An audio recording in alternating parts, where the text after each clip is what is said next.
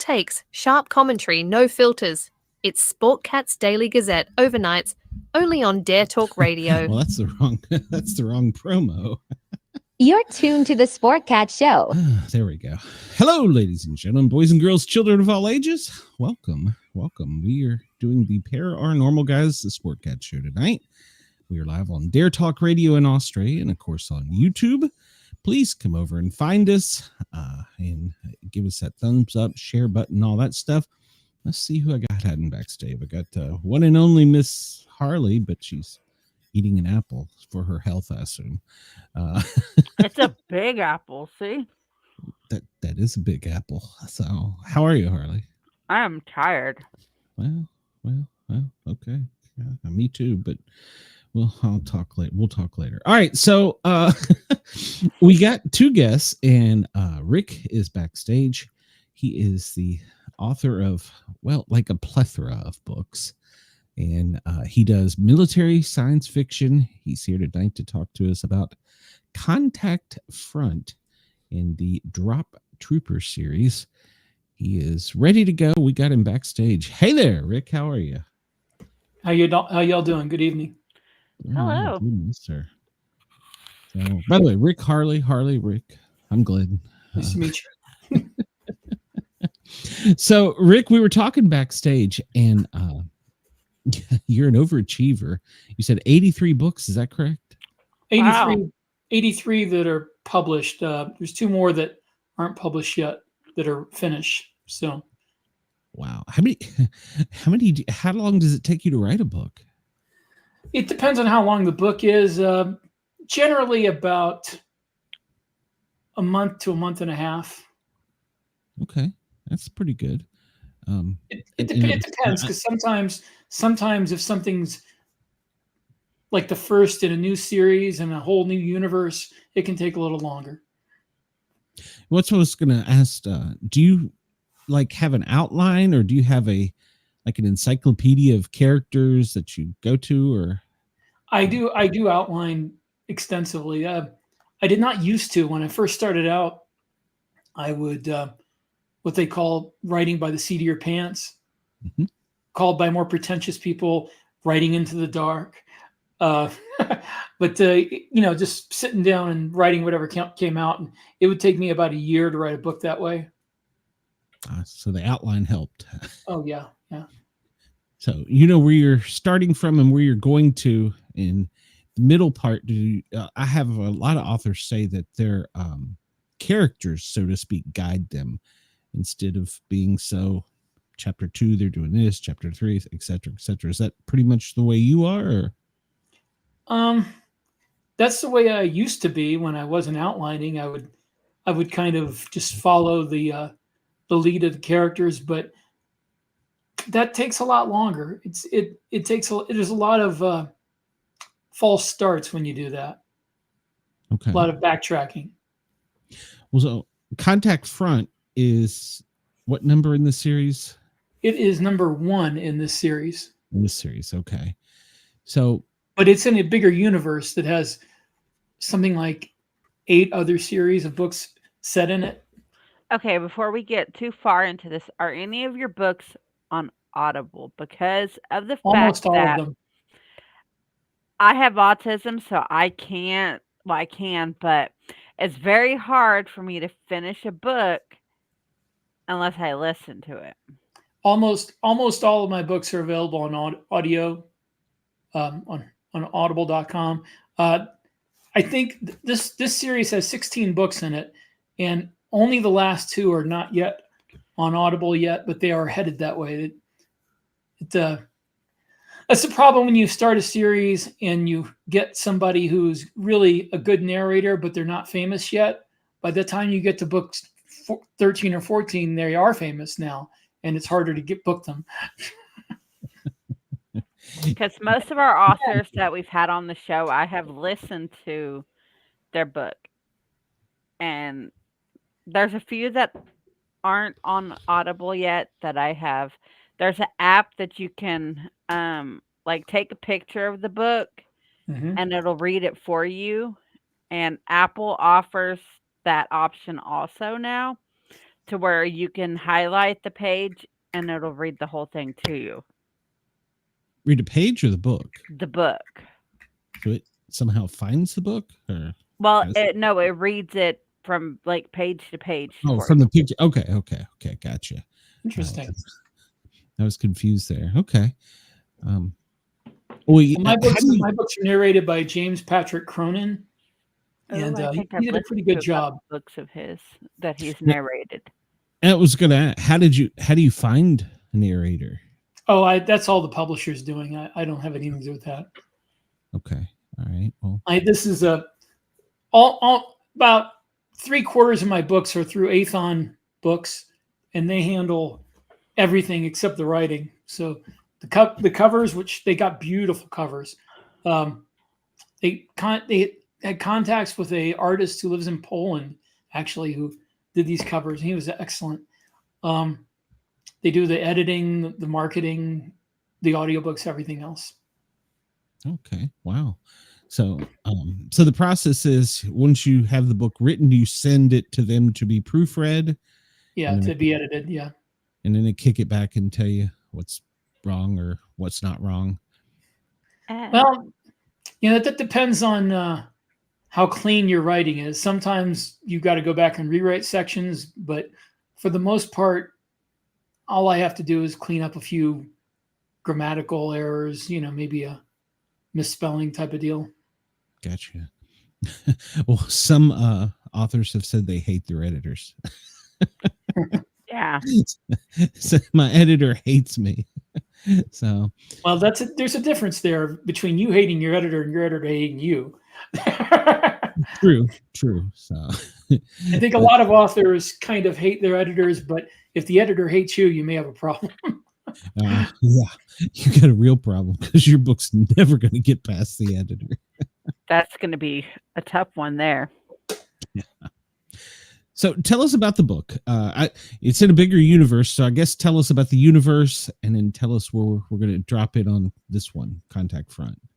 Well, the universe that this is written in, it's a future history that I started working on when I was a teenager back around 1989, 88. And it's got kind of a grim beginning because in this universe, about 20, 25 years from now, there's a nuclear war between China and Russia, not us, but it brings civilization to its knees, almost wipes us out. And when we regroup, most of the old cities are, rubble, and everything's rebuilt in these mega cities. And one of the biggest is called Los Angeles, which is between where San Diego and Los Angeles are right now. Uh-huh. It's a huge interconnected city that holds, tens of millions of people. The main character of this book, Cam Alvarez, is born in the ruins of Tijuana. And, what used to be a thriving city now is a bunch of farmers around the edges and gangs running the inner parts of it. And it's a very dangerous place. And when his mother is killed in the crossfire of a gang shootout, his father decides to take him and his older brother north to Los Angeles. But the father and older brother are killed by bandits along the way, and he winds up wandering through the desert alone until he's discovered and taken into Los Angeles. He's raised in group homes that are mostly run by the biggest bully in the group home.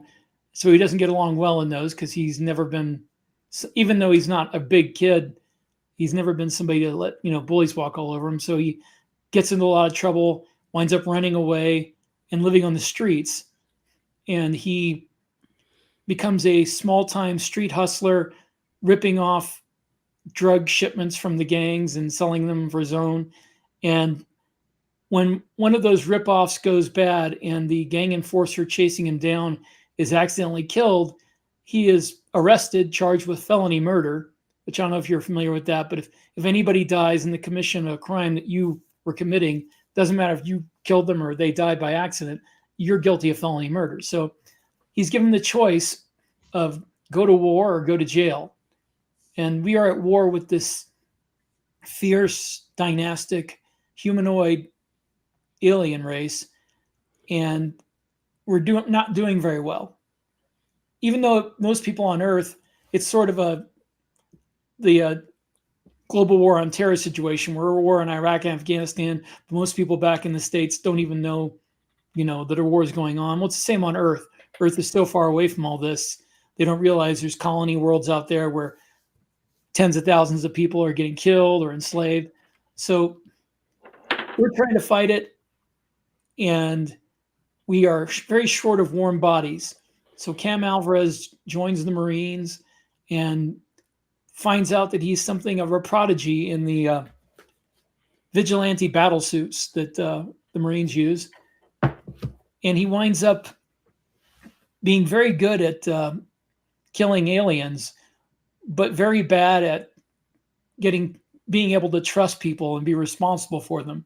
So that's basically what the first book is about, is him learning to trust other people. And because he's been a loner his whole life, never had anybody he could count on, and everybody he trusted kind of betrayed him. So it's hard for him to work his way back into a family. This really sounds like a book my husband would be interested in reading. Well, I hope he will be. Sorry, I'm fidgety because my child got something lemony or citrusy on my chair, and my feet are starting to burn, and I could feel it. Her husband's military, so he yeah, my husband's a disabled Air Force veteran. So I was in the Army. My son is in the Army National Guard, and he's actually overseas right now. And my father was the nose gunner on a B-24 bomber in World War II. See, my grandfather raised me, and I'm basically a military brat because he was Army. Mm-hmm. And so I was raised with Army, then married Air Force, and well, I was never military. I grew up around Fort Belvoir, Virginia, if you know where that is. So that was home for my childhood. Well, so you say you started, the idea came from when you were a teenager. Well, the idea for the world did, yeah. Okay. But how does the world prosper? How do you come up with the ideas for the characters and the plots? It's a long and twisted story that goes all the way back from the late 80s to now. But I originally was writing about veterans of that war that this book is about, and their adventures in the post-war environment where everything's wild and out of control. And eventually, enough people asked me, and I decided I wanted to write about the war that all these people had fought in, because I had written all around it. So I started writing books that actually happened during it.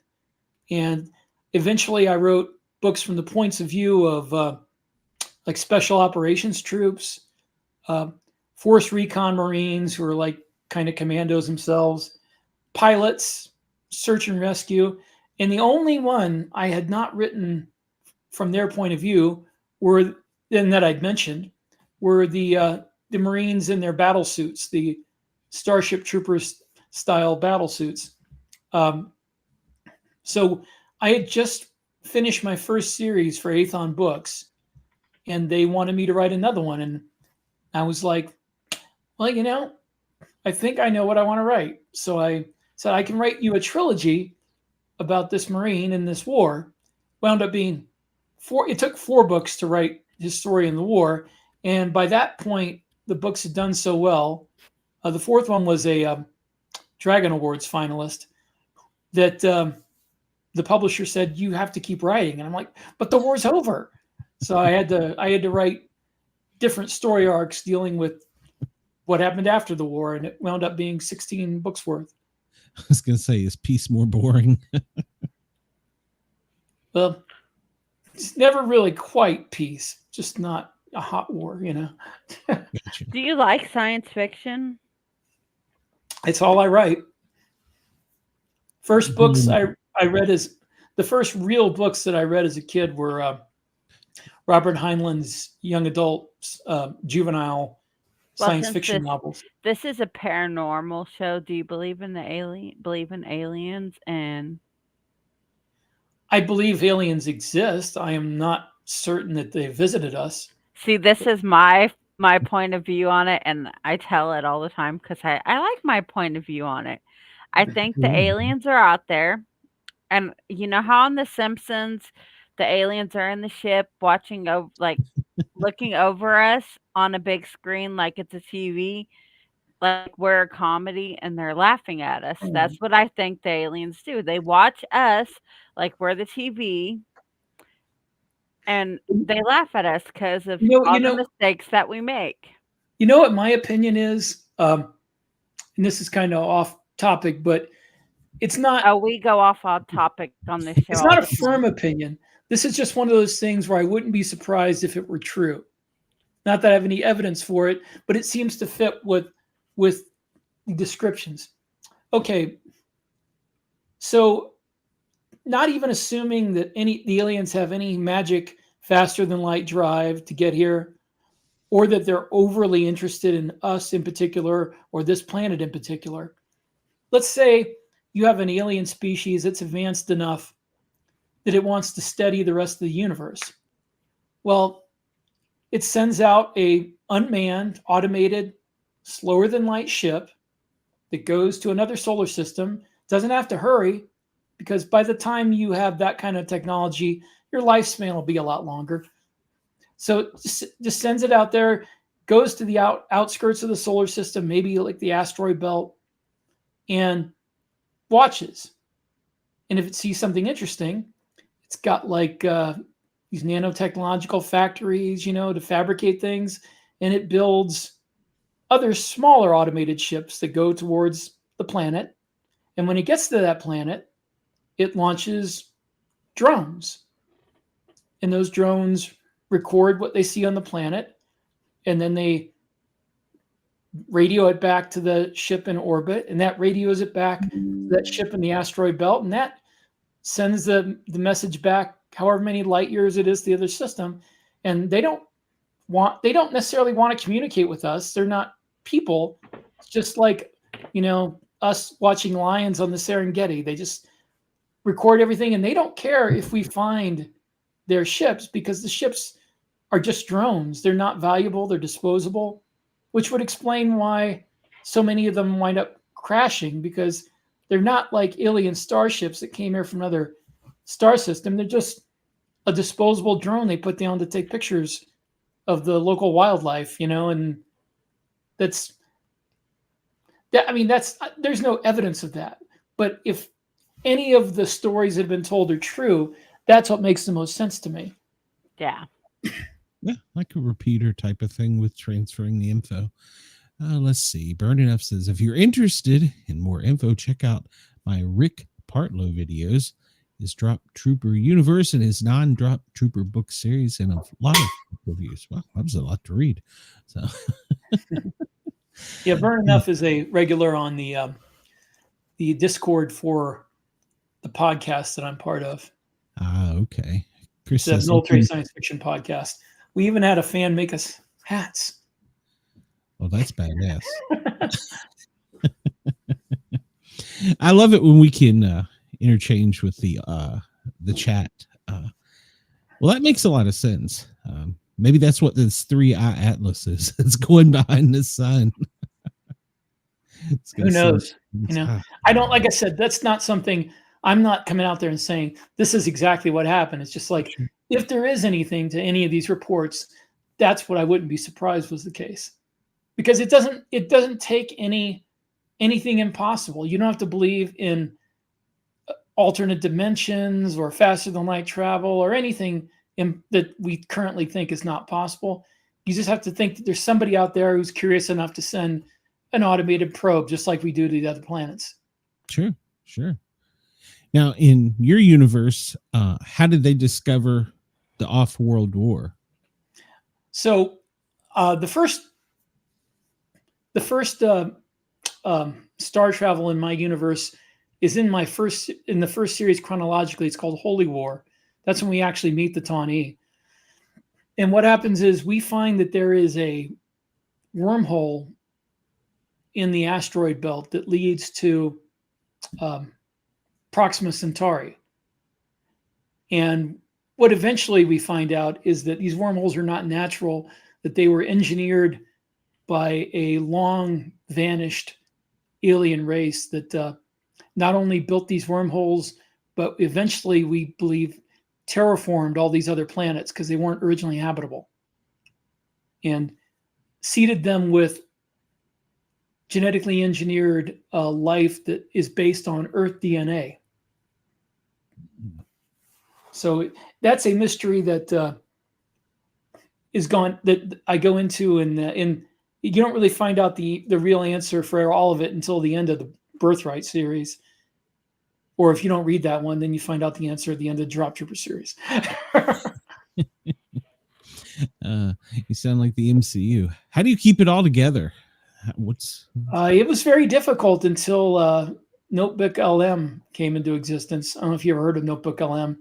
It's a Google app that you give it references like manuscripts, and then you can ask it questions about the books that are in that library, and it'll tell you. So you can say like, very helpful. Oh, it's invaluable, because a lot of people have fans that write them universe Bibles to keep track of things, but I never had anybody that would do that for free. So I had to go back and reread and look things up. Like I would open up multiple documents and do searches in them, and it's like try to find the eye color, certain characters of the planet that they were from. It was very involved, and outlining took a long time. Wow. Is that like AI?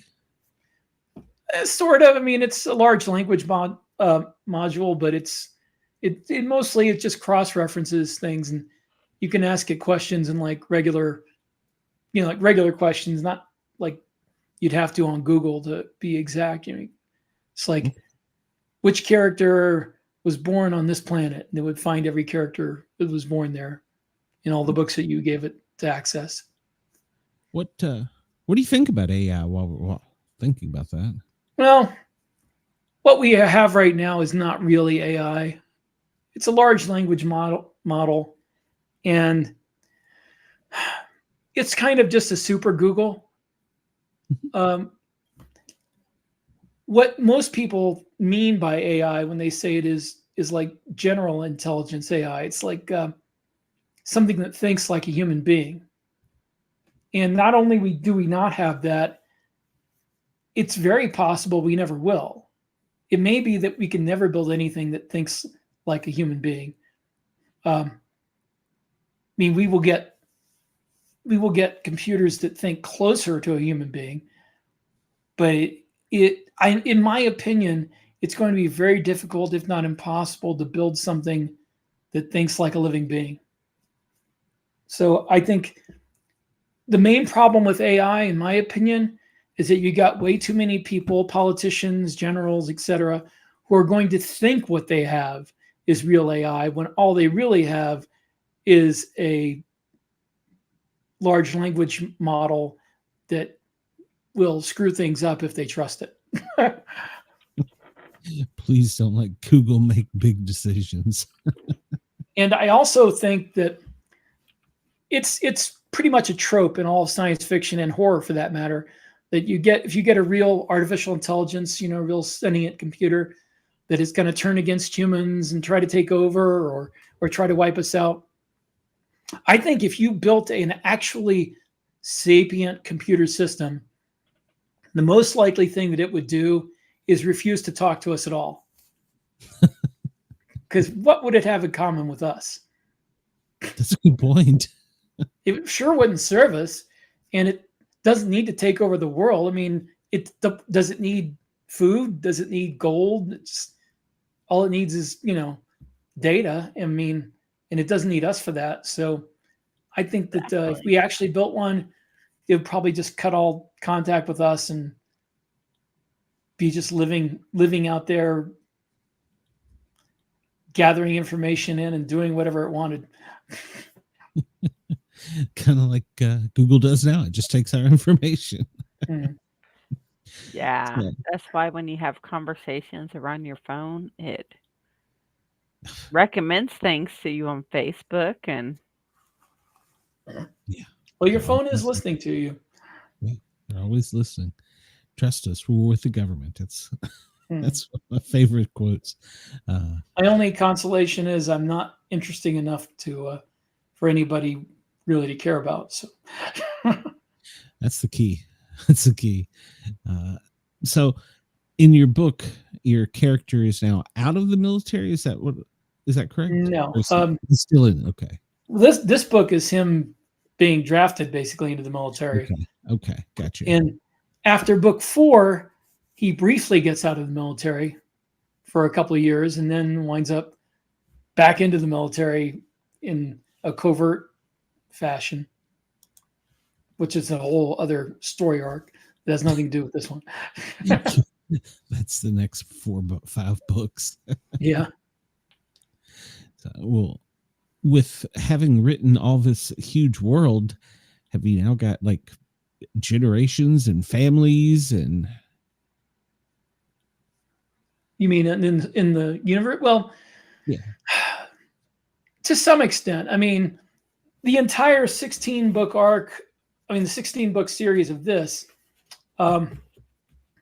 takes place over, I don't know, maybe 4 or 5 years subjective time. Although I'm going to spoil something and say that there is a section where they are in suspended animation. So it's probably more like 15 years go by objective time, but it's not really long enough for generations or families. Okay. I was curious because you said he was basically an orphan going through the desert. So I was wondering if there was a prelude to that as well. Well, there's for him that was the beginning, but there's other books that detail, like I said, the Holy War series takes place like 100 years before this book. Okay. When they first discover the aliens, they go through that wormhole and wind up having a confrontation with them. Okay. So what did how did you get all the technical stuff? I know you have a military background. You mean how did I develop the technological? Yeah. In the weaponry. Honestly, it's not like hard science fiction. The technology is there to serve the story. I don't sit down, with the scientists and come up with all these. I just kind of use your generic science fiction technologies.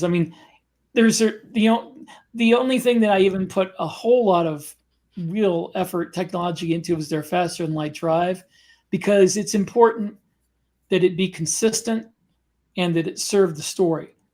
For me, I'm not a scientist. I'm not somebody who's writing like books that are driven by technology.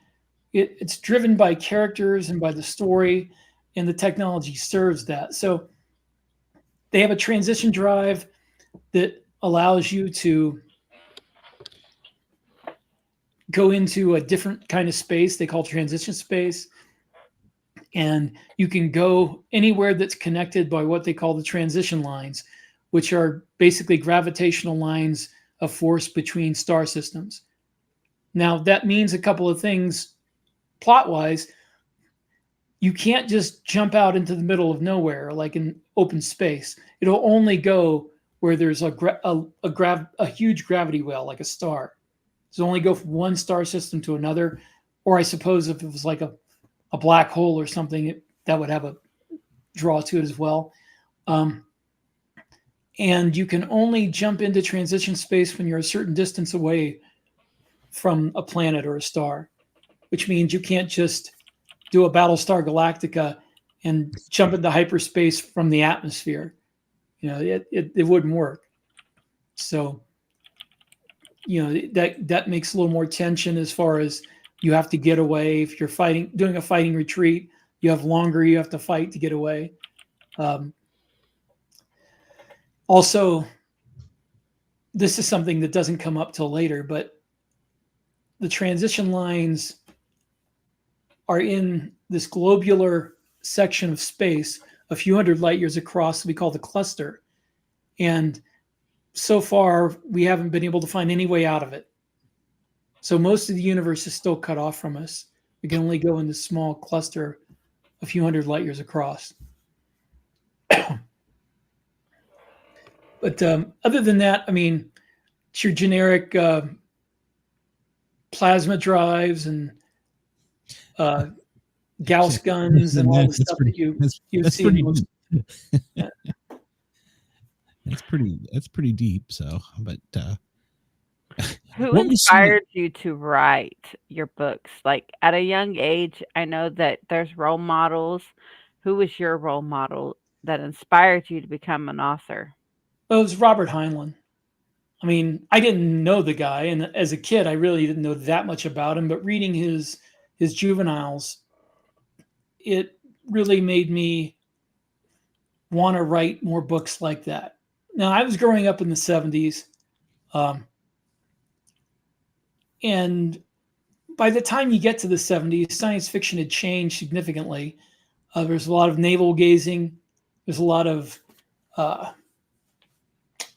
kind of nihilistic themes in science fiction.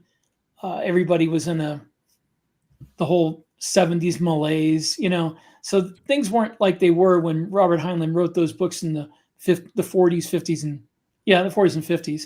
So I wanted more science fiction like that, and nobody was writing it.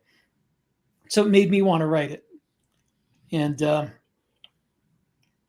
then I got into cyberpunk in the 80s. And cyberpunk, if you can imagine cyberpunk mixed with Heinlein, the world of the Heinlein juveniles, that was kind of what I wanted to write. So you were a big reader growing up? Oh yeah, I read a lot, and I've read the Heinlein juveniles like dozens of times each since then. But I read constantly. I would check like 20, 25 books out of the library. I would eventually, when I got to be able to afford them, I would just buy loads of books. I've gone through a lot of book shedding as I moved. So I would have like hundreds and hundreds of books, and we'd move somewhere, and I'm like, can't take them all with me. I did at one point when I was a teenager have a box that was about 5 feet tall and 4 foot across that was filled with books and comic books. So but as the years have gone by, a lot of the fiction books that are not like classics have been relegated to ebooks on my phone, where I have thousands of books. And the only ones I still have paperback copies of are either not available in ebook or just I want them for sentimental reasons. But I tend to read when I read nonfiction, I buy a physical copy because I want to be able to see the photographs, the maps, diagrams, that kind of thing. But most fiction books now I buy as ebooks. It's so much more convenient. Mm-hmm. Yes. And you don't have to worry about packing them when you move. And also, like, you go on a trip and you want to read on the airplane or read in the car, or if you want to read a book in a doctor's office, you don't have to remember to bring a couple of books with you in case you finish one and then want to go to the other. You just have all of them you might want sitting there on your phone. It's so much more convenient. Yeah. I have so Honestly, many books on my virtual library for Kindle and Audible. Yeah. Like, my best friend had to log into mine because of how many books I had that she wanted to read. This device here is more science fiction than most science fiction books that I read as a kid. If somebody had told me when you get to be an adult, you'll have a device that makes phone calls, sends messages, but also takes video, takes pictures. You can read books, you can watch movies, you can listen to music. You can look up notes for you. you can make video calls with people, you can record things. It's amazing how much stuff is fit in this little device, which is, it makes Star Trek, everything in Star Trek except for the warp drive, the transporters, and the phasers, we've already gone past it. They've got more technology in that phone than I think they did the original space shuttle. Yeah. Cal, the computers they used for the Apollo landings were not as powerful as a pocket calculator in the 1980s. Yeah. It's crazy. And what are our grandkids and kids going to have is I don't know. even more scary. Because I'm pretty sure our grandparents had no clue what it was going to be like in 2025 with the technology we have nowadays. No. Like, we're all in different states in a meeting together. This is stuff that they weren't able to do back then. Yeah. Everyone put all their money on flying cars, and nobody saw the cell phone being a wave of the future. And in 2026, there will no longer be pennies. I know. Because it costs 5 cents to make 1 penny. Yeah. And there's already a penny shortage. And I don't see actual physical money being around much longer. In most of my future histories, the only people who use physical money are people who are way out on the periphery and outlaws, criminals, that kind of thing. Don't track it. Exactly. Yeah, that day's coming. Yeah. And also, I kind of called the whole Bitcoin style thing because there are several different types of. I back in the 90s and early 2000s, I had several different types of monetary systems you could use that were non-physical. That far back? Yeah.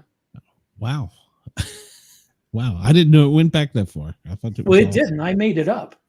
Oh. Okay. Gotcha. That's what I'm saying. I called it way back then without the benefit of knowing anything about Bitcoin. I still don't know what blockchain is.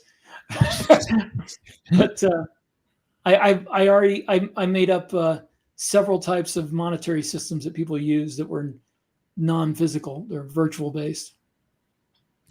My son was trying to explain it to me. He's like, in my 401k, I've got this put in Bitcoin and this here and that's. I'm like, you lost me. Just Glenn, what are you gonna do when they don't have actual currency anymore? It's all through cards or. I'm still gonna be broke. I don't use physical money that much as it is. I mean, every bill that I can pay online, I pay it online. Yeah. Use Venmo and I don't like carrying cash around, but I love my tap and pay because it makes everything easier. Yeah. And I carry cards more than anything. That's the only time I carry cash. See, this is just me. I'm not a germaphobe, but on some aspects I am, because you got to think, whose stripper's butt was that dollar bill in that you're holding in your hand? You know that at one point, something like and are you going to get pink eye for touching that dollar bill? At one point, something like, I think it was 80% of the $20 bills in circulation had cocaine residue on them. Yeah. That was the 80s. Good times. Now you just have to worry about what fecal matter is going to be on it because you never know where it's been. Chris says on the south side of Chicago at White Sox Stadium, the stadium vendors cannot accept currency of any kind, only debit cards. It's a bad neighborhood. I mean, it does make sense. I mean, vendors, if they carry cash on them, they get robbed. Scotty asked, does anybody still pay by bank check? I am forced to, because some of the businesses around here, I live out in BFE in Northwest Wyoming. And so like our electrical company is a collective, it's like a local collective, and they don't do, web payments. You have to send them a check. Our garbage collection is by a small company that wants checks. So I still have to use checks, but I'd rather not if I could get away from it. I had some contractors Scotty working on the from house. Perth, Australia. And, we had some. I was gone away from the house on vacation, and he needed to be paid. And so I told my daughter, I said, "Well, there's a checkbook there. Just write him a check." She says, "I've never written a check in my life, Dad. I don't know how." I'm like, "What? How is that possible? How is that possible?" They taught us in high school how to write checks. Scotty is our program director, manager, station owner, he keeps us going in Australia. So thank you, Scotty. We appreciate it very much. Well, Wendell, we know where you're at. Yeah, Wendell is our old soul. So he's hiding down in Alabama. So the law Looking for Bigfoot. There. Yeah, he's hiding from the law.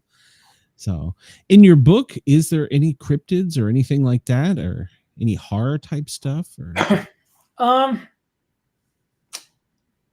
it's kind of a spoiler, but there were, as it turns out, previous intelligent life forms that lived on Earth before us.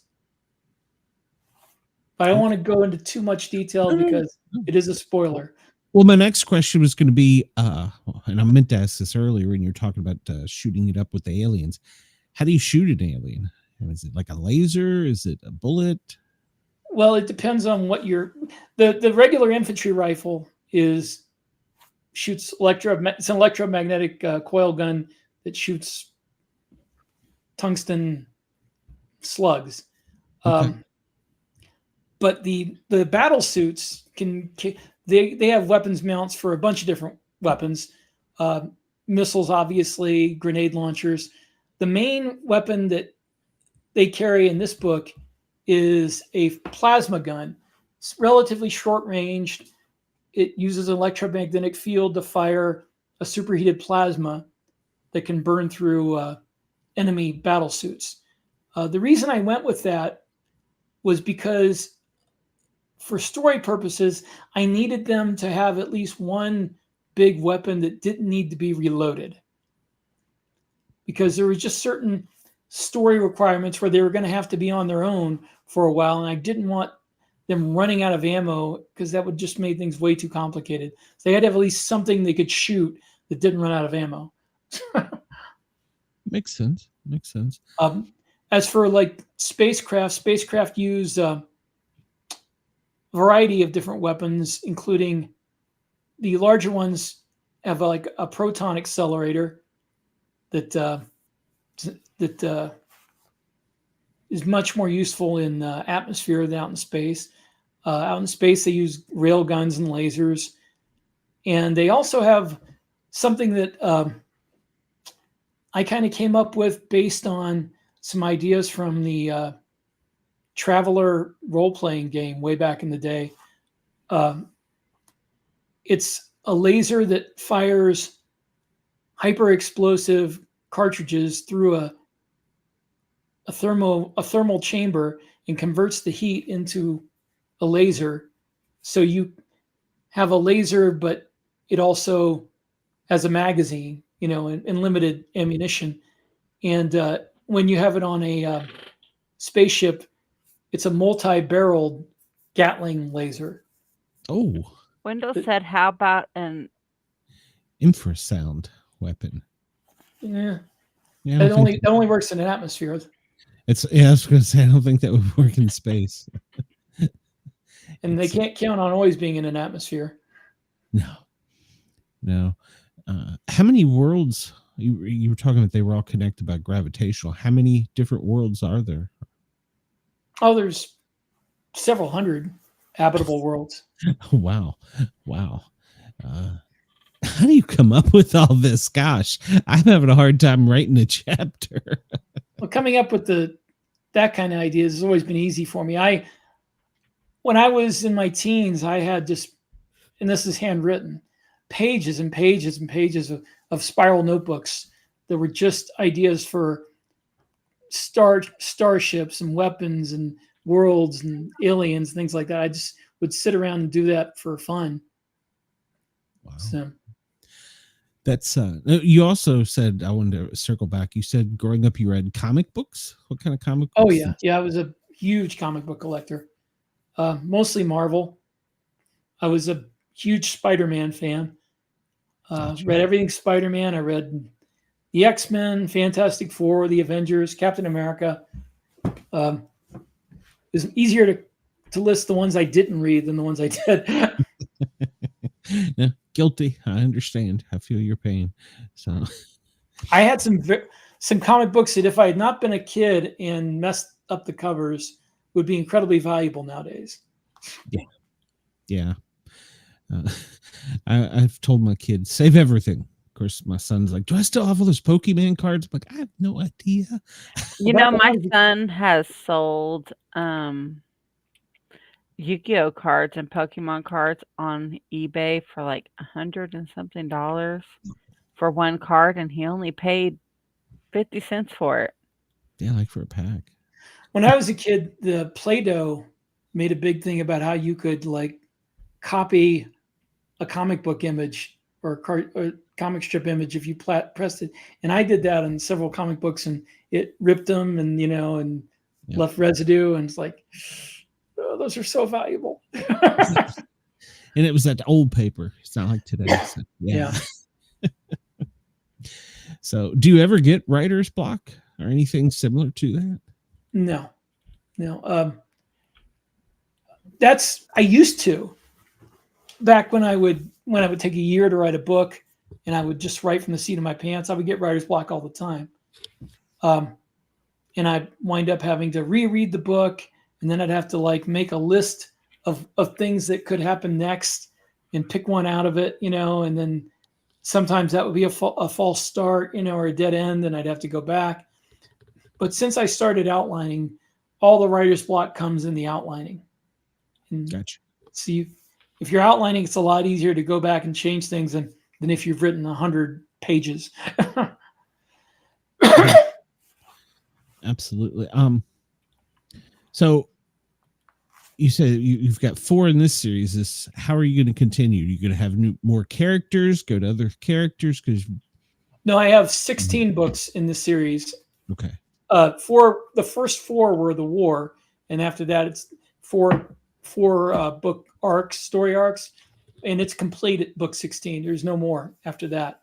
But I just, I ended the war, and then they got involved in some espionage stuff that they stumbled into, and then they got involved in a kind of a interstellar conspiracy, and then they got involved in this galaxy-spanning saga that involved ancient aliens. Wow. So there's going to be many more books. Yes. There is a lot of books. And as I said, I think there's something like 47 other books that take place in the same universe. Wow. I'm impressed. So, especially a month to write a book. It depends. If it's like book 6 in a series, and it's in this same universe that I've already been developing since the 1980s, then it takes a lot less time, because I've already got the characters established. I know where everything is. But if it's something new, like I'm creating a whole new fictional universe, whole new characters, that could take, a couple months, 2.5 months. because I have to establish all these rules and histories and all this. The outlining will take a lot longer. Do you ever plan on doing that? Jump into a different type of thing? Or Well, maybe I have 85 books written, and only 47 of them are in this universe. So I have multiple other timelines and universes.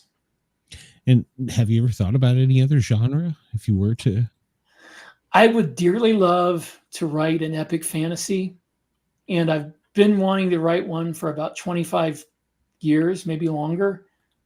But the problem is, if I were to sit down and write the epic fantasy trilogy I've always wanted to write, it would take me a year, and I wouldn't be able to write anything else, and I'd starve.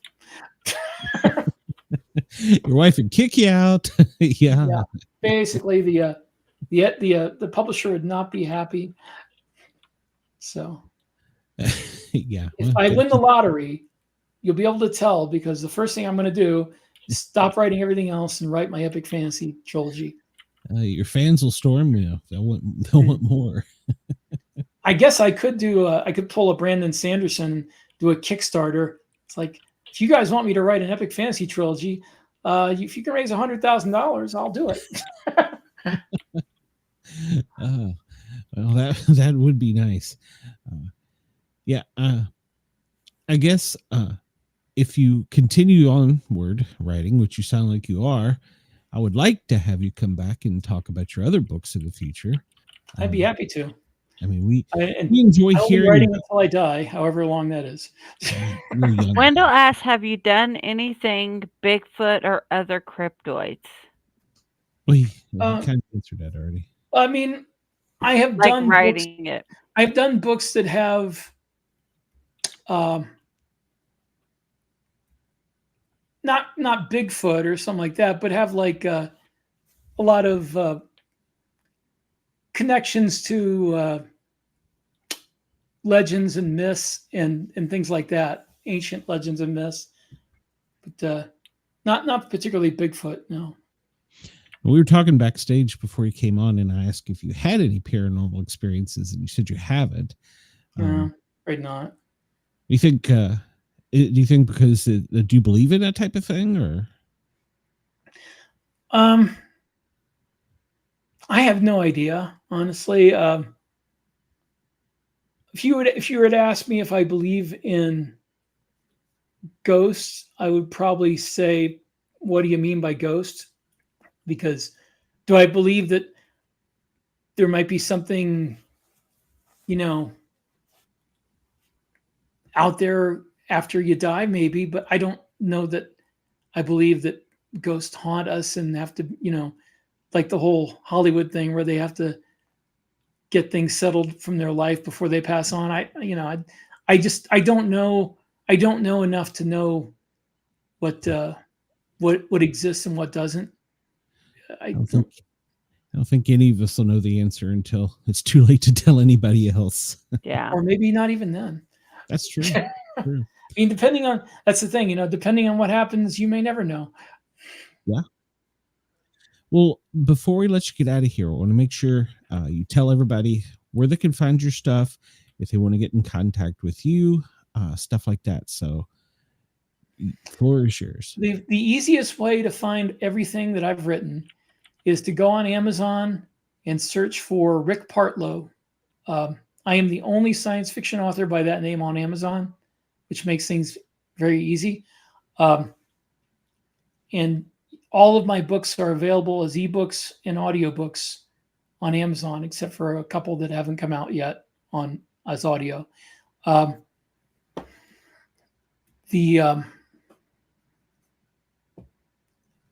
The paperback copies are also available on Amazon, except for this one, which is available through Barnes & Noble.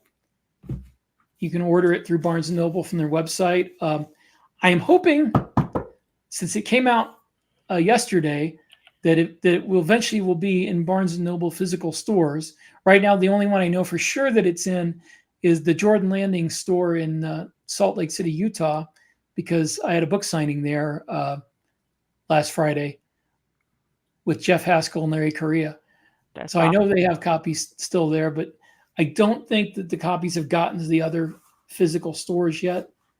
But you can order it from Barnes and Noble if you like physical books.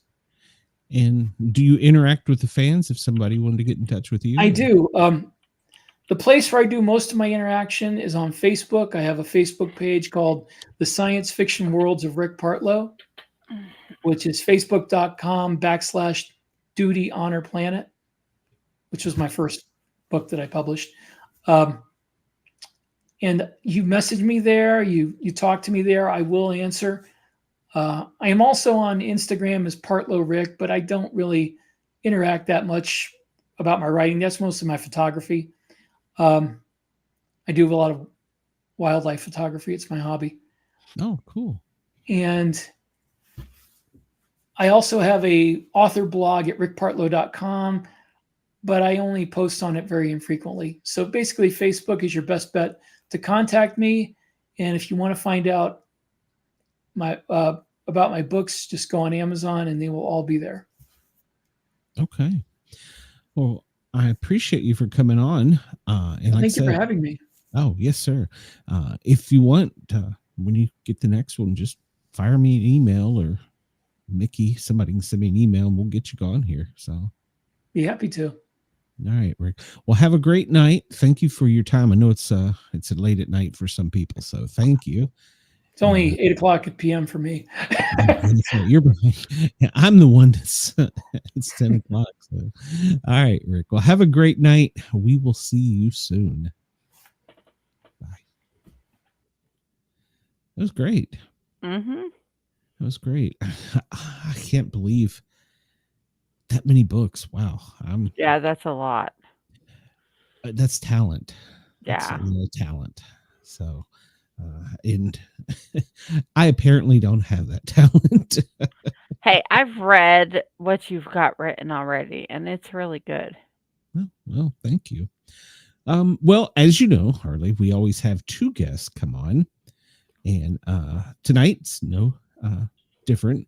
We have another author, and we have we're kind of on a run with authors, and I'm enjoying it because I'm learning a lot, and I love hearing about their different universes, galaxies, and this one is going to be no different. Andrew has written an entire, he's got a whole world. He's going to talk to us about Ironbound, and he's backstage. Let's bring him out here. You ready, Harley? Yep. All right, here we go. Don't be scared, Harley. Hey, guys. Hey, Andrew, how are you? I'm doing well. How are you? Doing well, sir. So you heard the introduction. Yeah, it was far too kind, but I appreciate it. Well, I have learned it's better to ask our guest, tell us about yourself. What are your hobbies? What do you like? Long walks on the beach? Or no. So my name is Andrew Givler. I kind of do two things that people sort of know me for. The writing is what we're here to talk about today, which is really fun. It's a hobby of mine that is slowly turning into a job, a profession. And then my day job is that I have a YouTube channel where I do gaming content and things like that. That channel is called Sigils. I have something like 1.4 million subscribers. And so I spend my days recording video games with my friends, and then at night I write fantasy books. So I'm pretty much the name of the podcast? It's Sigils, Sigils on YouTube. Because my kids are big and watching. Oh yeah, do they watch like Minecraft, things like that? Oh, that's funny. We're already subscribed to you. There you go. Hey, we take that. That's that's great. She's one of the 1.2 million. We take that. Yeah, amazing. So basically, I'm just a giant nerd. I think you're one of the ones that my son watches. That's awesome. Well, tell him I say hello, and he'll be like, "What?" They know about the books. I talk about them a lot, so I'm sure it'll all make sense. But that's so funny. How long did it take to get 1.2 million people? Good Lord. Yeah, we're struggling just to get people to follow us. It's a journey of jumps and starts. I've been doing it for about almost 10 years now. I've been full-time for about 8, I want to say. But I like, don't have there's time for full time. yeah, well, I'd love to. it's a full rat race. But also it took, there are like chunks where something will happen and what you're doing is super relevant and super popular. I grew a lot during the pandemic. People were inside, they were looking for things to do. Our viewership really took off like during that period of time, where I was getting a lot of emails from like families who were like turning it on in the background, and they were all kind of getting into like, I got those emails from dads that are like, my kid likes to watch video games and I've never understood why. And then they're like, oh, now that we're all kind of doing it together, we're all enjoying it and like in on the joke and like the thing that it is. And so like this time at home has been stressful, but it's also sort of like helped me understand a hobby of my child in a different way, which was cool. It was, it was really neat, but that was like a big period of growth. So, it took me 10 years to get here. But I still don't understand nothing that they do. And that's fair. Well, they're all high functioning autistic, and I'm high functioning autistic, and we have ADHD and all that too. But their autism's different than mine, and it clashes, and they make me overstimulated and and I stim a lot when I'm with them, trying to figure out their games, and I'm like, no. Yeah. Go do you, I do me. That Go makes- that tell your makes a lot of father sense. who understands it better than me. Lock him in a room and walk Like, away. he's a big kid at heart, so he plays all the video games that they do. And Perfect. like when the other day when Fortnite had that big outage, Yep. they all freaked out. And I mean, it wasn't just Fortnite. That next day, Tons and of stuff was cards was like, I could do Cash App in time, and my cards weren't working. Amazon glitched. Everything glitched. Yep. A lot of the internet went down. That did make my job kind of hard that day. Yeah, I was doing a live show and it's not easy. Yeah. I sit here and look and see, and I'm like, what? It's only uploading 20%? What? Yep. No, it was a tough day for the internet Like earlier this week. my husband's Fortnite crew was supposed to renew that day. It renewed 9 times. Oh no. Yeah. Hopefully they So get it all sorted I out. have to wait for all that to not be pending and go back on my account. I'm like, it renewed 9 times. You're not doing anything until it goes back on. Yep. No, that's convenient for them, I suppose, but not great. Always for businesses. So Yeah. tell us about your writing. This is your nighttime job. Good Lord, how do you find any time?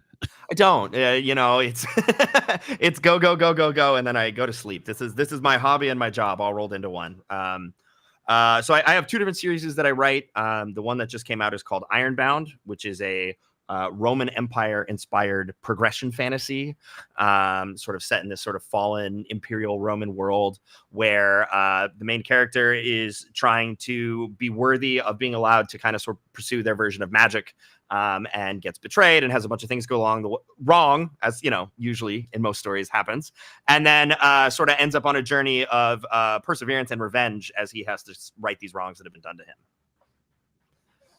And then my other series is a urban fantasy series called The Debt Collection, which takes place in LA. And that's like magic that's sort of in our world kind of situation. Are any of your books, are they just paper, like virtual, or can you listen to them? Because yeah, they're all on audiobook. Yeah. okay. I ask every author we have on here because I can't focus to sit and read. Like, I have to have one of my earbuds in, listening to it as I'm. Yeah. The what do they call it? The simultaneous or immersion reading, right? Is that what they call it? Yeah.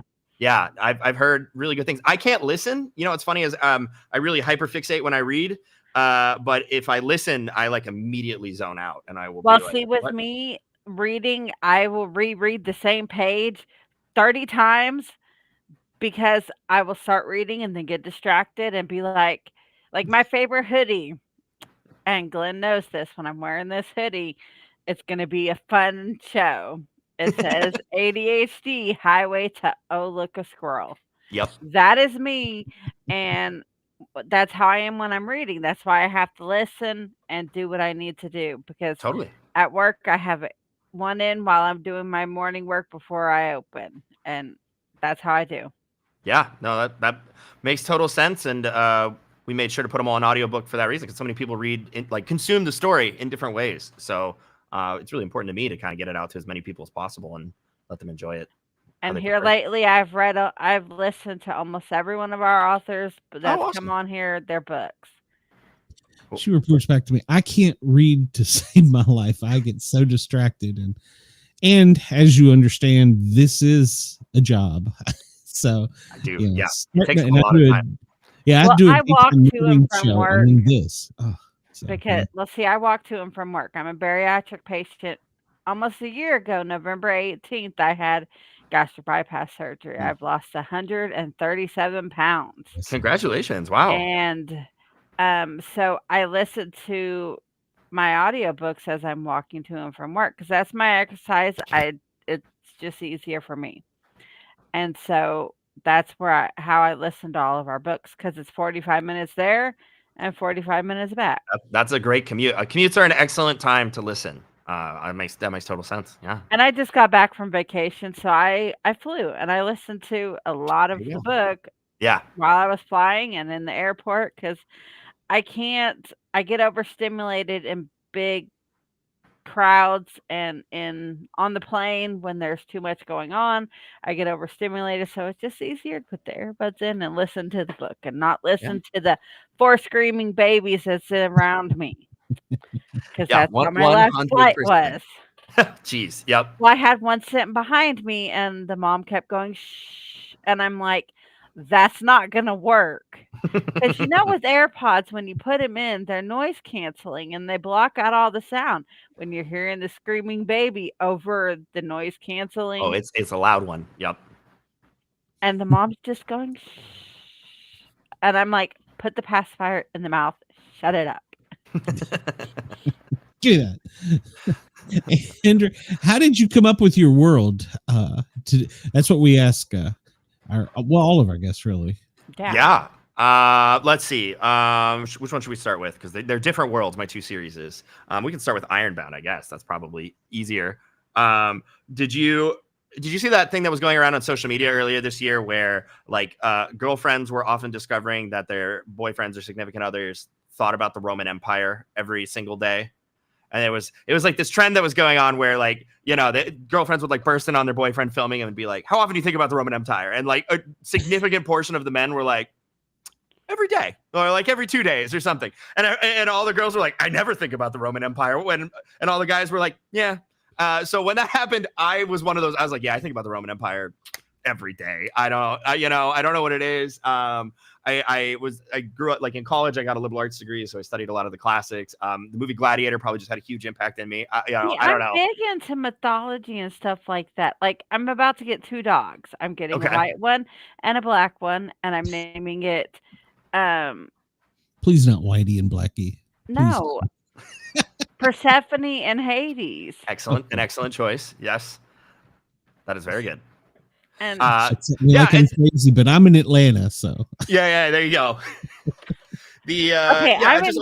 I'm by Cleveland. So do you think that would really work being by Cleveland? Probably not. No. Probably considering Cleveland, it has a lot of crime. Yeah, that would be bad for me. Very bad. So were you a history buff growing up or a student of history or? Yes. Yeah. I definitely studied a lot of history and I enjoyed it. I think I've also just been always a huge fan of storytelling ever since I was a kid. So, a lot of the Roman and Greek myths just were really things that I read early and were foundational to me in a lot of regards. So the way the world was in those moments is really interesting, the way they use stories and that sort of thing. So, I wanted to kind of write this fantasy story, and the idea of using some of those Roman ideas is fun and compelling. I also like it because when you use something that is familiar in a fantastical setting, you don't have to explain as many things, right? Because I can sort of assume when you're creating a world from scratch, you change rules and things like that, and you have to make sure to they understand and it's clear. But if you're doing something that my urban fantasy series is set in LA, they have cell phones. I don't have to explain those things. Similarly, there's just a bunch of things from like Roman history that like I don't have to explain about how this fantasy world works, which lets it kind of like be easier for people to get eased into the world and make it feel real. And that's the thing that I really like when writing it, because it makes it easier for me. Yeah.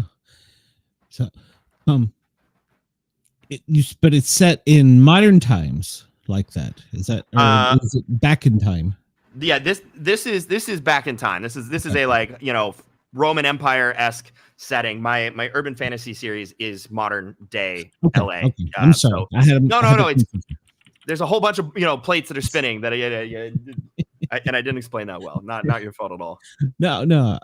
Well, so the one that you're selling now was set back in time, and this is the first book in the series.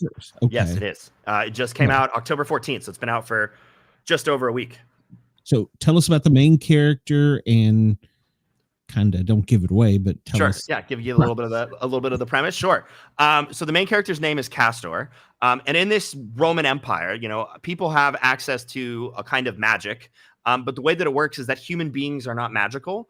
Instead, a metal falls from the sky like in meteor showers that can be harvested, and then people can sort of put it into their body almost like a parasite or some sort of like symbiotic relationship, and that becomes a conduit that allows them to access magic. But it means that magic is a limited resource, right? Human beings aren't inherently magical, and the Empire owns all the magic. So when you're coming of age, if you want to, have access to this to be sort of the elite of society, to live at the highest tiers, you have to compete. You have to show that you're worth. You have to, be academically sound, physically fit, all that kind of stuff. So that we start with the main character as he's coming of age, going through his trial to earn the ability to do magic. And that's where some things go wrong. A bunch of corruption happens, things fall apart. He gets betrayed and kind of sent off in a direction that he didn't expect. And that's where then he sort of learns about how he's very naive. And so he learns that the world isn't always as straightforward as it seems. People aren't always as good as they seem.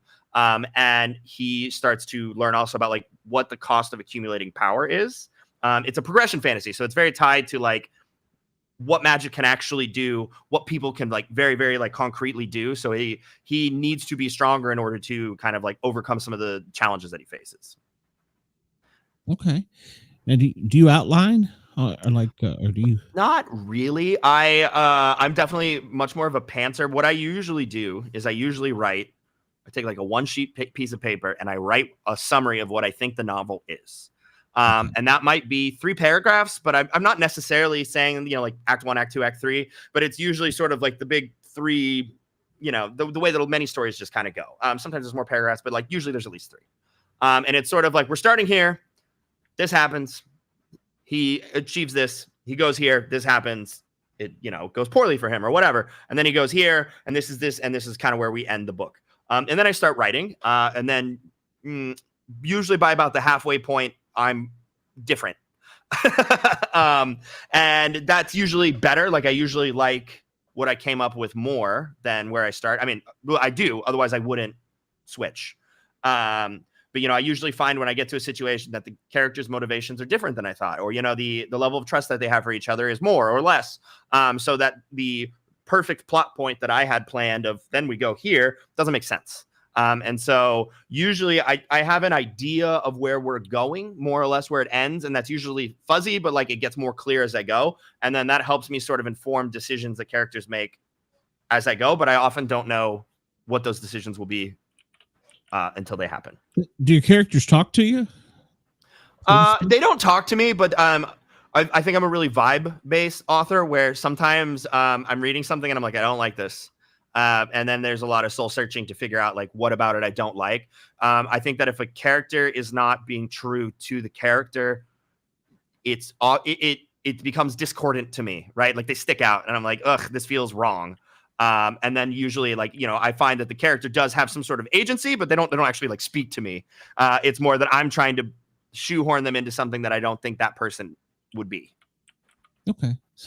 I didn't mean like you hear voices in your head. Yeah, but some people maybe, but no. I think it's more that they give me friction when I try to force them down paths that don't make sense for them. Okay. That makes sense. So Yeah, I was good. It's if they talk to you and it works, hey, go Yeah, for it. I mean, you know what? Probably some of the greatest authors probably did. You know, you have to be a little, a little out there to make really cool stuff sometimes. So, I wish was if they just want to learning- chat, I'm all ears. I was just learning that I'm writing my book is going to have a lot of Washington D.C. and stuff like that, and I just learned that George Washington had a mental breakdown. I did not know that, so I've got to go back and research this. It won't be in the book, but just because I want to know, I grew up in Northern Virginia outside of D.C. Yeah. That one doesn't come up as much during all the history. No, they failed to mention that in my history of the Revolution. Understandable. He Of did have a course lot they're going not on. gonna admit that. Yeah. Well, I mean, but great leaders typically, and even in your character, I'm sure they have a lot of weight on their shoulder, and sometimes they got to get it out. Yeah. Oh, 100%. And does your character do anything like that, or? Yeah, I think part of his journey is he starts very young, right? So he needs to mature as he's going. And so in the first book, it's a lot of him getting sort of thrown around by being put in situations that don't work how he thinks they should work, because he still has that sort of like, well, somebody said this, or this is the rule. And so it's him learning people don't always mean what they say.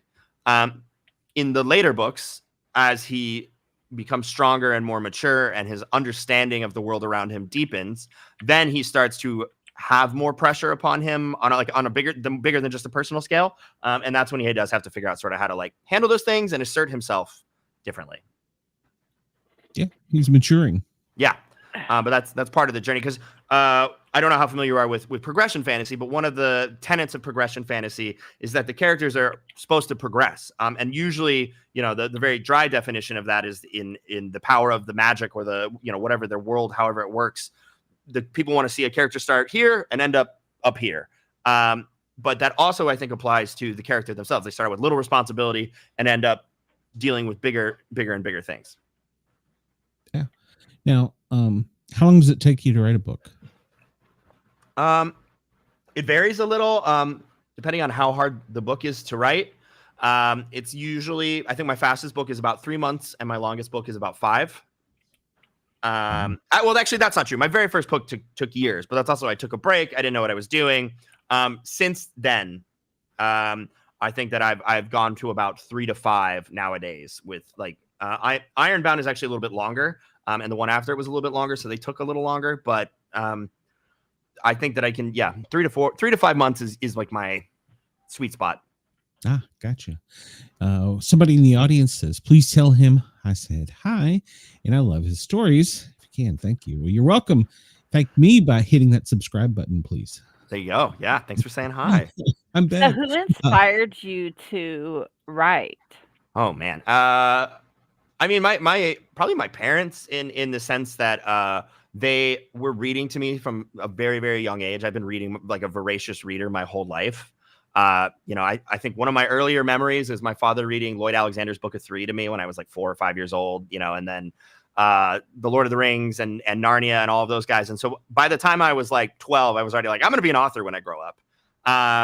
But more recently, people like Jim Butcher, who writes the Dresden Files, people like Pierce Brown, who writes Red Rising, or James Islington, who does The Will of the Many, Christopher Rocchio, who does Sun Eater, like a lot of the like sci-fi and fantasy guys, Robert Jordan of Wheel of Time as well. Those were all like huge inspirations on me that like pulled me into worlds that I couldn't walk away from. And I wanted to be able to do that too. Do you still have a lot of time to read? Not as much as I used to, but I do force myself. Force sounds bad, but like I do make it a point to be like reading is something that I need to be doing. When I was struggling with my first book and sort of like confused about who was allowed to write and when can you write and how should it look, my parents actually bought me Stephen King's book called On Writing, which is the biography of his journey of becoming an author, and then also his writing advice kind of sprinkled in. And he says that like authors should be reading, like you should know what other people are writing that's working well, what people like. You should read like old people, like classics that have been done well and see what they're doing. And you should read new people to see like what's the bleeding edge. And you just need to be steeped in it because it helps you learn how to reframe things and refine your own prose. So I try to follow his advice. He reads a ton. I don't read as much as him, but I do try to read like at least a book a month. Some months that's easier than others. Well, he's got much more money and he can do that. Yeah, he doesn't have quite the time crunch I do. But also, I'm a pretty fast reader. If I find a book that's very compelling, I can really kind of tear through it. If it's something that I'm reading just because I want to learn, that'll be a little slower sometimes. But yeah, I do try. I always have two books. One, I'm learning something, like I'm reading about a book about Thomas Jefferson in the Quran, and then I have a fun book I read. Yeah, because you get just locked in there. Yeah, and like you were saying, sometimes you get sucked in so much, it's like you dream about it, and that's how an author did a really good job. They pulled you in, and you're in their world. Yeah, if I think about their book when I'm not reading, that's especially now where I've read a lot and I've written enough that I was talking to another author recently, and we sort of agreed that becoming an author is sort of like being a magician and going to see a magic show. Yeah, because the trick, right? You spend a lot more time dealing with it, so it becomes almost more interesting to see the sleight of hand, where somebody sets up a thing and you're like, yeah, okay, but like that was really cool how you misdirected that or did that kind of thing. So sometimes authors just, I'll be thinking about it because they just did something so smoothly, and I'll be kind of like mad, like professionally, like, oh, you're so good. Oh, and it's that's like what really gets me excited still, more than anything else. No, that makes sense. It makes a lot of sense. I've done that plenty of times. You were talking about magic, and the magic they have. Is it, you said this something they consume, like they eat, or? It's a metal that's like almost like in a liquid form, and it sort of transfuses into the body. So I don't know how well this shows up, and for anybody who's just listening, but on his arms here on the cover, he has sort of these like lines of power running through his. Let's see if there we go. You see sort of these like glowing areas. So they actually call it. So it's called, the metal is called core, COR, which is just Latin for heart. But it essentially goes into your body, and then like veins and stuff run through you to sort of become almost like another organ within you. And then you will bind to a specific element from that, and then you'll be able to sort of manipulate that thing. So the reason that it's called ironbound, for example, is the legions of this world are all famously tied to iron. So, Roman legionaries who can control the shape of their swords, the strength of their shields, as they are marching in these units fighting other empires, they're devastating. Things like that. But you get really limited. You get sort of a real specific specialty rather than a wide range of things you can do. Okay. Not like Superman, you get everything. Right. It's you might be able to get something very classic, like, wind. And then at first you can sort of manipulate the air around you. Maybe you're a little faster. You can start to understand. You can feel things. If things are coming towards you, you can manipulate things that are moving through the air, that sort of thing. But that's like the limit of your scope. Not everybody has the same power. It's right. Yeah, you get one. I mean, some people do, but there are many, because they could also get like more specific. So somebody could have wind, but somebody could have a thunderstorm, something like that. Is it inert, or is it come from the liquid? The liquid is what sort of like allows you to participate with the magic as it is. But as far as is explained in the book and what they know at this time, it is, sort of something within you that sort of resonates with something that, like, this is, my symbol. And together now me and the metal will work with that. Okay. No, that's good. That's good. Now, do they keep this, or is it like a Mountain Dew? Get out of your system. No. Oh, so that's actually a really cool question. It's probably one of the grimmer things of the story, but the Empress owns all of it, right? You get it essentially as a loan. So when you die, they actually take your body and they cut it out of you, because the metal that has lived inside of somebody and sort of been processed by contact with the human body changes and becomes something they call a relic, which can sort of then be used to perform sort of single use options. Like, for example, the most common one is most wealthy people have light relics in their home. So instead of light bulbs, they have these things that were actually once a part of somebody's body, but after they died, they were like reclaimed and redistributed, and they will be a light source, but that's only because of the people who carried them to like maturity, essentially. That's a neat idea. How did you come up with that? That's so unique. You know, it was blending a bunch of things I really like. You know, some of the progression fantasy stuff, things like Cradle or things like that, they pull from some of like the Eastern ideas where you have sort of like some sort of like core or something like that. And I wanted to give a reason for why you had one, because that's like not as much of like a Western idea. And so I came up with the idea of the metal, and then it being metal, I was like, well, what happens when you die? And so, because I had the same question of you, like, you know, how long do they get to keep it? What does that mean? What does this contract look like? And that just sort of ended up being the thing that made sense for because it lets me sort of have a little bit of technology in a fantasy world. Because they have these things that can do like a specific little thing without being a computer or this overly complex thing. Wow. That's One awesome. says you have a YouTube award. I do. Yes. I have a couple That's up there. Yeah. They're just, let's see if I move there you go. Yeah, I'm jealous. It's been 10 years. 10 years. I got like 2 followers. That's, the first 1,000 are the longest and the hardest. Yes, it is. And I trust me, I know I've been there. Yeah. And I don't know if you heard me earlier, but we are on internet radio in Australia right now. So we're on Dare Talk Radio in Australia, and we're their morning show today, which is awesome.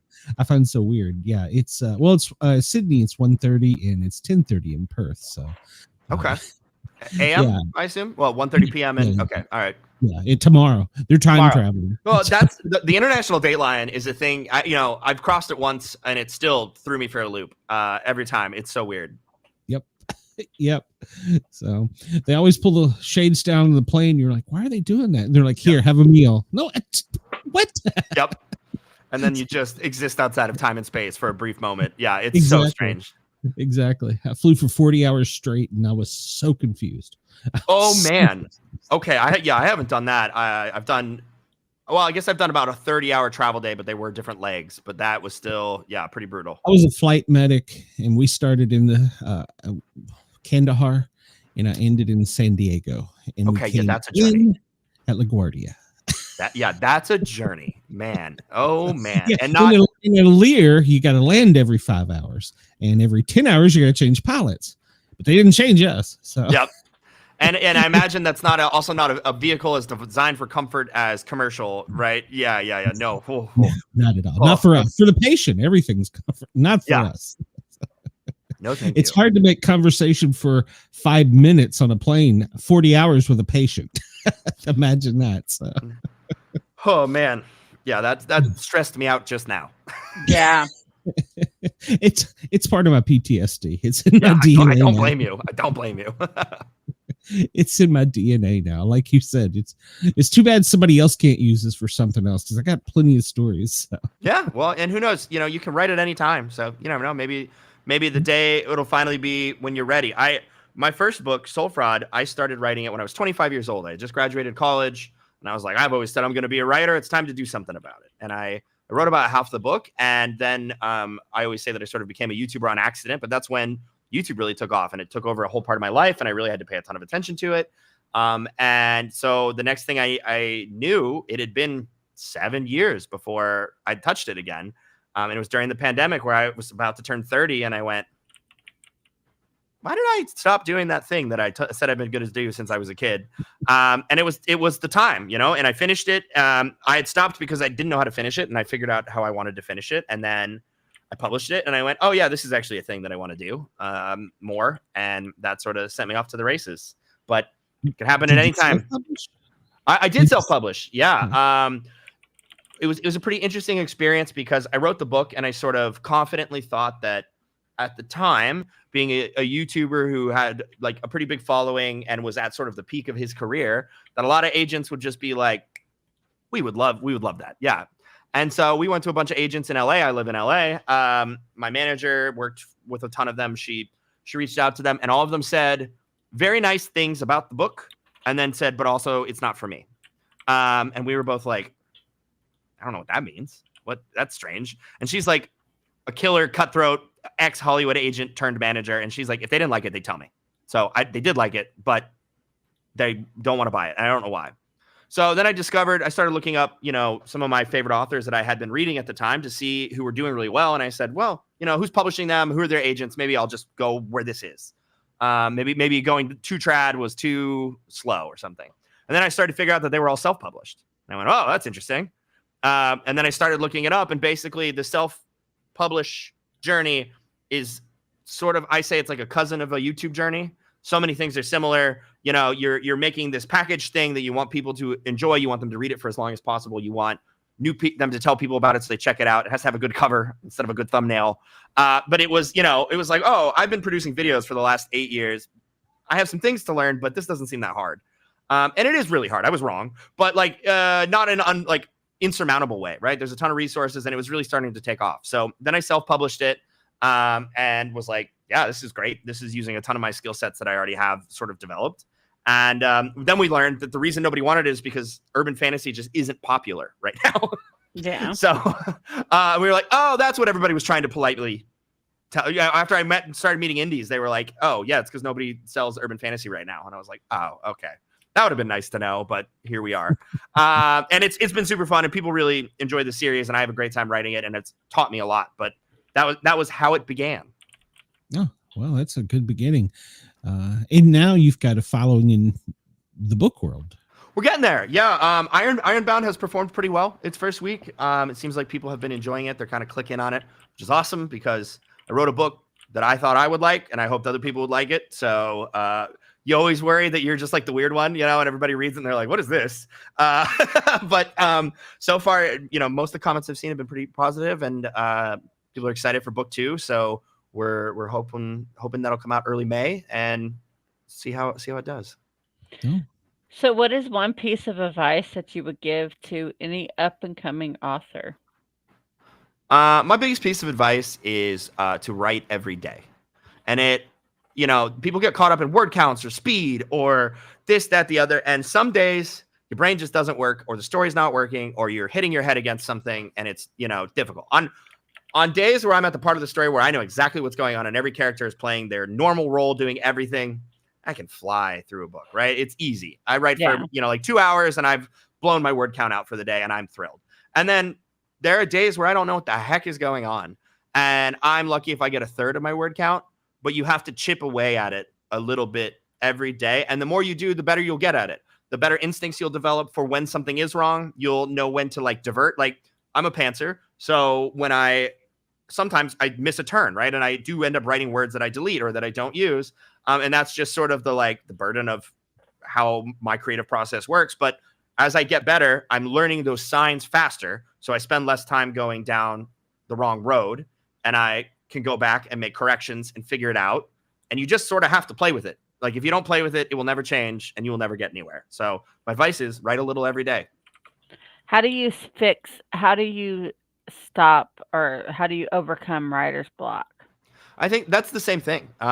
Writer's block, I think, is personally, I think is more of a feeling of defeat that is often common in people who feel like they need to have everything understood before they write something. Be okay with writing bad words. Be okay with writing things that suck or that need to be changed. That's fine. Do it. And then you will know. If you don't know what's going to happen, you will know if it's not what's supposed to happen after you write it, right? Thomas Edison once had when he was inventing the light bulb, he said something like, he kept failing, and he said, well, I've discovered 99 ways to not create the light bulb. It's a little like that. Writer's block, I think, and other people might have different takes on this, is I don't mean this to be like a one size fits all, but for me so far, every time I've experienced it, it's really just a defeatism within me where I'm struggling with something and I don't want to do it. But if I make myself do it, I eventually chip through it, and then I get to go back to the flow. And usually I end up really liking the thing that I had to struggle over. If you don't struggle over it a little bit, you're probably not doing the best that you can do. So struggle isn't bad. It just means you need to figure it out. No. And during that struggle, you may come up with a unique perspective for it. Exactly. This most recent book 2 of Ironbound, I have a rough draft. It's with the publisher. They're going through their edits, but I wrote it and I really liked it, but it felt like it was missing some stuff. And I gave it to some beta readers and I got some feedback. And I ended up writing another 20,000 words in, it's spread out across places where things were just too condensed, where I skipped over things or something wasn't explained or didn't feel authentic. And I was so much happier with it afterward. But I only got there because I wrote one and then, I let it sit. I talked to people. I read it again. And then I kind of found those things. And that's, a tenth of the book. I wrote a tenth of the book after I was done writing the book. It happens. It's fine. Wow. Wow. Wendell asks, do you know how many books you have sold already? I do not know the numbers for Ironbound. For my urban fantasy series, I know that the copies, I know that the physical and ebook and copies are somewhere around 15,000 units for paperback and Kindle. There's some paperbacks that are sold through other stores, which I don't have the numbers for, and hardbacks that I don't have numbers for. And then I also, that's not factoring in Kindle Unlimited, which made like double that, plus Audible. So call it 30,000, and it's probably awesome. somewhere in that neighborhood. I don't know for sure. Unfortunately, the way that this works, there is no place that really congregates all of this stuff in like usefully. And so using the analytics. yeah, you have to go look at like 5 different things and then make a spreadsheet. And a thing that I've learned from doing YouTube for so long is you kind of don't look at it after a certain point. You put it out there, you see what people say, you get feedback. I have a thick skin. People don't hurt my feelings if they don't like something, but I do like to see if people have really like reasonable, like, I didn't like how this was done, or this thing bothered me. That's really useful. I like to know that. And then I walk away and I check it like once a month and I go like, hey, does people still like it? It hasn't gotten 1 million 1-star reviews since the last time I checked. Great. And that's it keeps me sane. Well, it's probably a lot like, I broadcast on other channels and the internet, and of course this will go out on WRFN.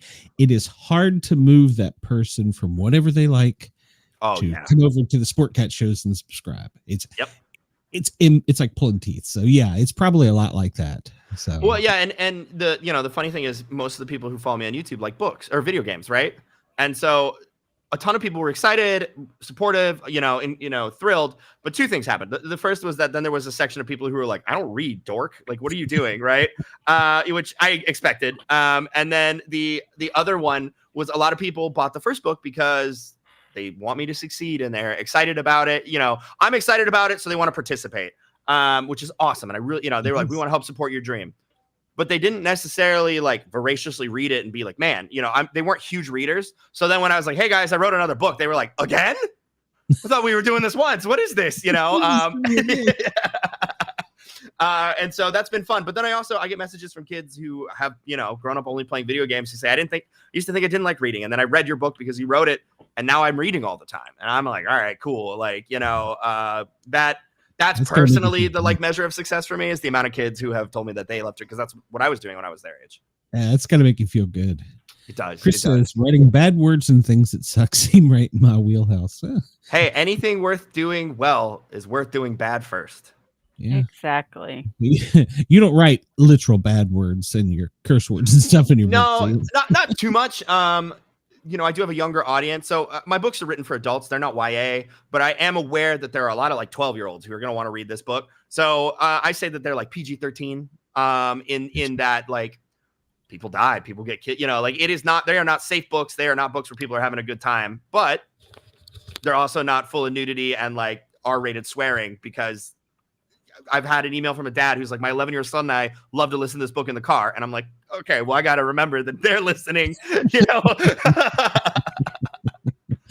a good point. I can't play like some of the books I listen to. My kid, nope. Yep. Exactly. So like I have to be careful that my phone doesn't connect to the Bluetooth in the house, because they don't need to hear what I'm listening to. Yeah, exactly. So I try to be cognizant of the wide range of people who might be reading it, but write it in a way where, as an adult, it doesn't feel like I'm reading a kid's book. It's written for all ages, genuinely, but it is something I have to think about. Now, you were talking about that at the time that wasn't a popular seller. Is there any other genres that you have thought about going into, or is this all of them? Yes, I really want to write a space opera one day. I mean, I love sci-fi. That's awesome.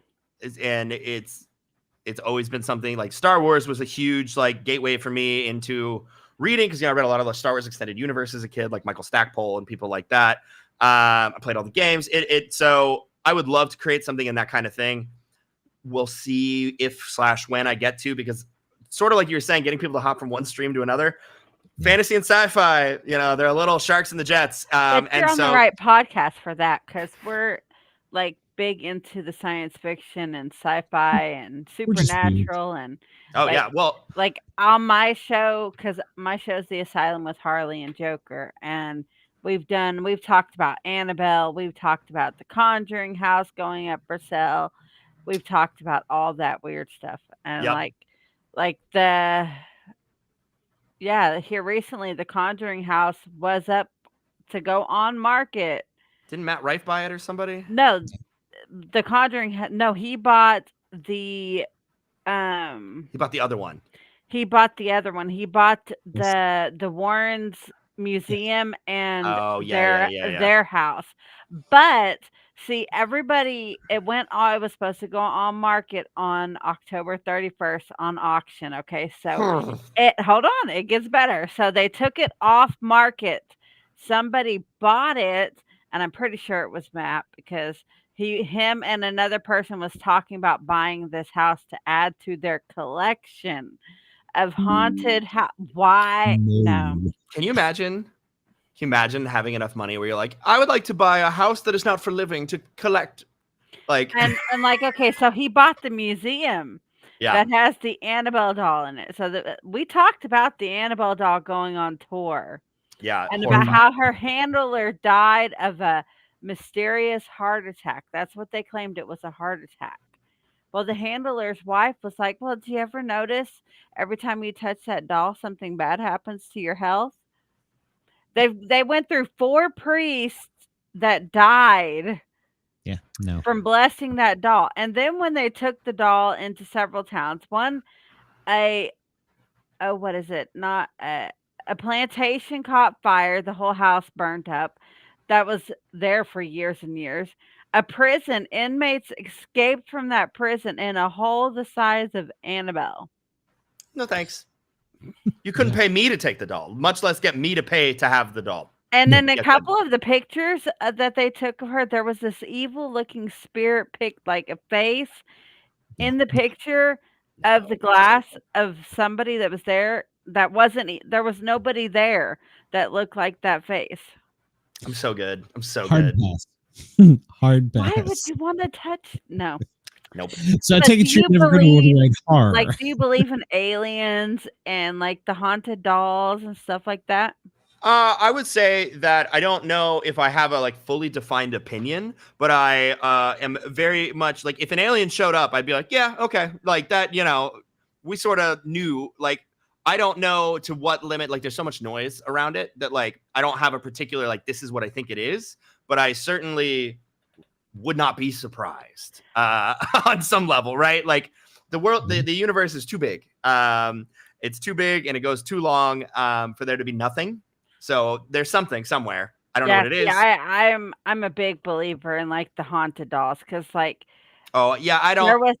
There was one incident where a medium I follow on YouTube big time. Like, I went down a deep rabbit hole watching her, and she went and talked to Annabelle, and like there was this couple who came in there, and the guy was making fun of Annabelle. So they left, okay? Then they got in a motorcycle wreck, and both of them died after leaving the house. So the medium asked Annabelle, did you kill them? She said, yeah, they made fun of me. No, I just would. Dumb stuff happens to me already. I don't need to go poking. And that's like the Robert doll. That's like the Robert doll. If you go and you take pictures of the doll without his permission, and you don't write an apology note, or you don't tell him you're sorry, something horrific happens to you. No, I'm good. I'm good. Yeah. Why would you want to tempt fate? Like No, that I don't. Robert doll is supposed to be the most haunted doll there is because it has so many spirits trapped inside this doll. No, I'm good. no, Yeah. yeah, no. Yeah, I'm with you. I'm not interested in that type of thing. I would rather go out in the woods and find some big hairy thing than have Oh, some sure. creepy Yeah. doll that- Well, Glenn's had his experience with Bigfoot throwing stuff at him. Oh yeah. Oh, yeah. Was it out in the Cascades or something? Actually, here in Northeast Georgia, it's Huh. probably the number 2 spot in the United States. Oh, Georgia. really? Yeah, yeah. We were camping and we had weird stuff happening, and rocks started popping down from the top of the mountain on top of us at night. And it's only so many things with thumbs, so it's either a squirrel or a raccoon that was pissed off or a big hairy creature. So yeah, no. Nope. No. It's, every once in a while I get one of those TikToks that's like somebody going out in the Appalachians at night, and I'm like, yeah, no, I'm not doing that. Like, nah. You grew up in the South, not to go in the woods at night. So. Yep. I mean, I grew up in Texas, right? So, there's plenty of desert stuff too. I grew up in Texas and Oklahoma, so I'm good. Yeah. I know all this. No, it's scary, and I'm so afraid. And now I live here in Ohio where deer will walk up to your front door. No. Yeah, that's nice. And they just run wild here. And we have bobcats and coyotes and bears and Wendigos. they just walk. Yeah. And they just walk thanks. up to your door. No. Yeah. Well, in any of your books, have you ever put any paranormal, cryptid, weird stuff besides For just sure. the magic? So my urban fantasy series, which I realize this is a proof cover that I'm holding, but imagine it doesn't have this giant bar right here. This is urban fantasy. So that's, magic in our world, like the TV show Supernatural, very similar to this kind of vibe. The main character knows nothing about the supernatural world. And at the beginning of the first book, he's a loser. His life's not going well. And on his 25th birthday, a demon appears next to him and offers him a contract to make his life perfect for 10 years in exchange for his soul. A tale as old as time, right? And even though he's a loser, he sort of knows the rules too. He says, like, no, thanks. I've seen that TV show. It's not that bad. And the demon has a little bit of a breakdown because he's under a lot of pressure from his manager at Hell. He's behind on his quota for souls. He's not doing very well. And he forges the signature on the contract and then runs off into the night. And so this guy's life, like, completely turns around. His whole world turns upside down, and suddenly things start going really well for him. And he's thrust into, he's a guy where everything goes wrong, and suddenly it's all going right in a really suspicious sort of way. And so he's like, okay, I have 10 years to figure this out because no. And so as he starts to dig into it, he makes a lot of friends and enemies, right? There's people covering it up. It's fraud, right? So it's called soul fraud, and there's a fraud investigation that goes. But the sort of the rules of that universe are all of the myths and the legends are real, but not necessarily true. In that all of the supernatural things almost run themselves like corporations. So they have branding, right? So when dingoes exist, do they exist exactly how they like to be perceived? No. But, everybody's got their own little take. The Greek and the Roman pantheon is the same people. They just rebranded, after, there's like a failed startup that then became another. And it's that kind of like, there's a little bit of tongue-in-cheek satire in the myths as it goes. But in this one, there's a novella, Piper's Price. They deal with a daughter of a siren, which was really, really fun. I'm trying to think what else they've encountered. There's some not Orwellian, some oh my gosh, my brain. It's been a long day. Who writes all the squids and tentacles coming from outside the universe? The father of all things spooky. You have a brain cramp. The one who does Goosebumps. No, even older than him. This is really embarrassing that I'm forgetting this. Once you get older, your brain Lovecraft. stops working right. Yes, it's been a long day. Lovecraft. So there's some like Lovecraftian things coming in from like outside reality that are contending with that. I don't know that we've done anything fully cryptid yet. But that would like totally be a possibility in that world. Like they definitely exist and people know about them. It's just his particular adventures haven't really fully put him against something like that. Maybe I should do something with one of them. That'd be fun. Yeah. Bigfoot's always fun. Bigfoot is really fun. Actually, the sort of like the father of this sort of style of urban fantasy, Jim Butcher, his Dresden Files, if you haven't read it, does have Bigfoot in it. And that is a lot of fun. Okay. I will have to check that out. Yeah. And so you were growing up and you were a reader. Did you ever do the comic books or? Not as much. I mean, I loved Spider-Man, but I wasn't a comic book collector. I was reading them in the newspaper every week, you know, as they were coming out and watching the shows, like the cartoons and stuff. I have a couple, but I never really read through. The only like major piece that I've read was like the Civil War, like the full Civil War timeline, which is a big chunk, but you know, that was later. And I love the medium. I just never really got fully absorbed into it. Your book that you were just talking about kind of sounds like that movie that's coming out this year called Him. Oh, where the guy is a basketball player and then he signs a deal with the devil and becomes a famous basketball player. Yeah. I think, is it out? Or I think I know some people in LA who saw it. I think it might have just come out. It has just come out. Yeah, I think it just came out. I had some friends who told me about it. It's supposed to be a good movie. It's got... Is that Jordan Peele? I think it's Jordan Peele, right? Yeah, I mean, everything he does is phenomenal, so I believe it. Soul to soul. I think it's got Ryan Coogler too. Oh, nice. Okay, yeah. That'll be really good. And him and Sinners was amazing. Sinners was very good. I like Sinners a lot. That was an amazing movie. Glenn, if you have not seen Sinners, you need to watch it. Okay. It's very good. It's very good. Right. Well, we always ask a couple things before we let you get out of here. First, I want to make sure that you have enough time to pimp yourself. Tell everybody where they can find you, where they can get your stuff. I know that sounds so cliche, but I had an agent kick back on me. Well, you didn't ask him where it was. I'm like, that had an hour. Yeah. So now I forced myself to ask. Sure. So everything that I write is on Amazon under Andrew Givler. The two series are called Ironbound, which is the Roman Empire progression fantasy, or the Debt Collection, which starts with Soul Fraud, which is the urban fantasy soul stealing escapade. Excuse me, I have the hiccups. They're also available through things like Barnes & Noble. I don't know if they are similarly in stores. Ironbound just came out last week.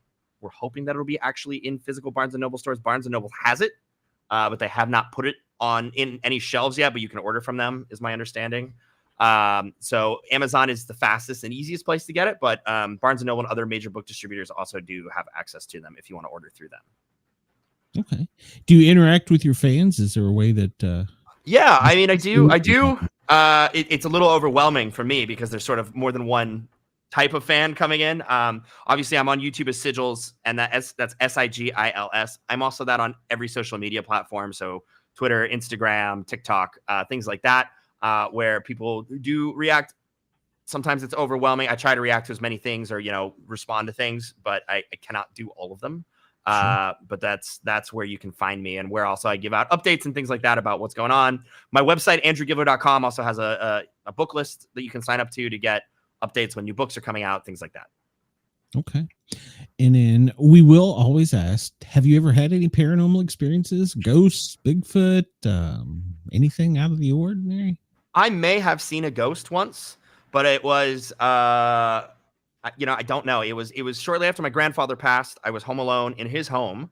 And I just happened to see sort of something flicker down the hallway, heading towards his old room.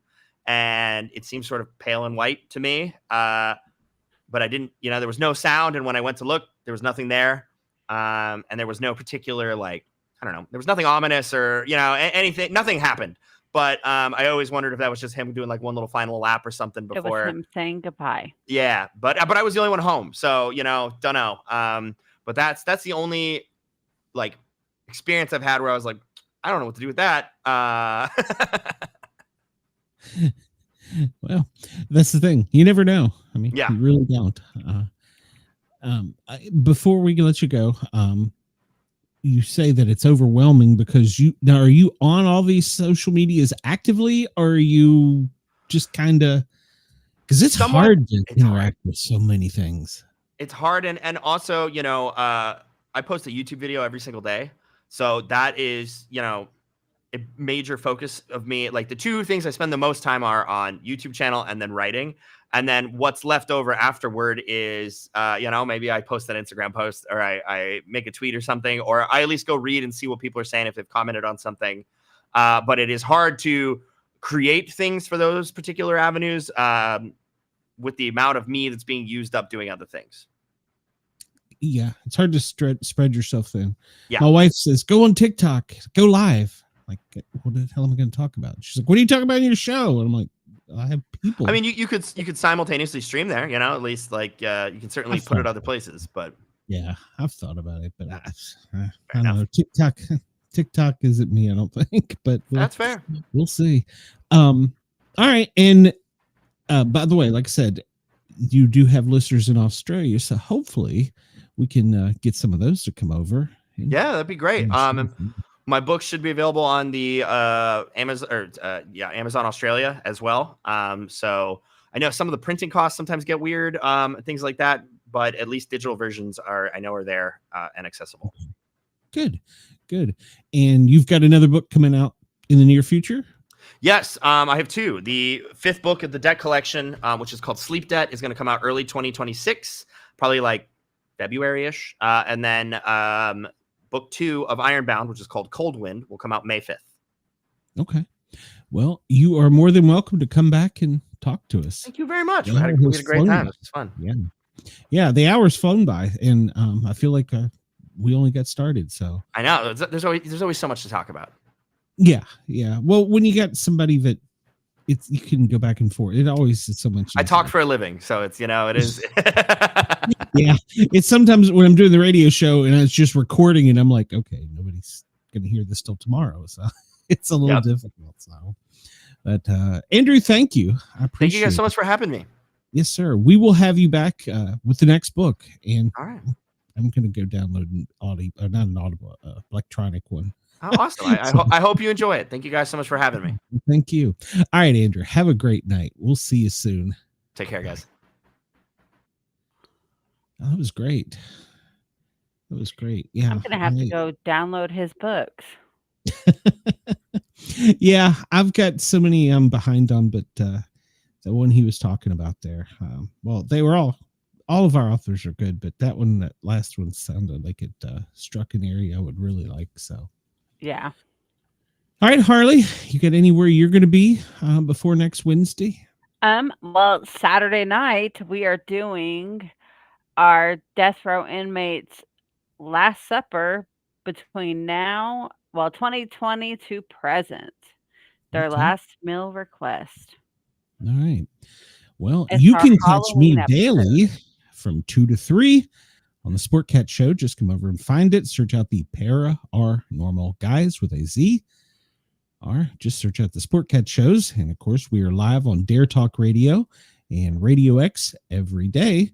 And we appreciate all of our loyal followers there. So we will see you on the Sportcat Show next Wednesday night. We've got a couple good authors lined up for you already. Prank.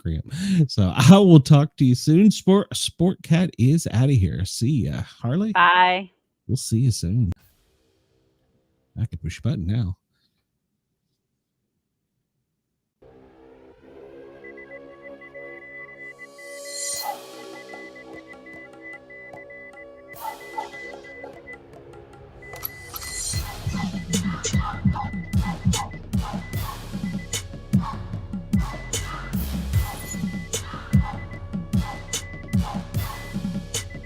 You ever wonder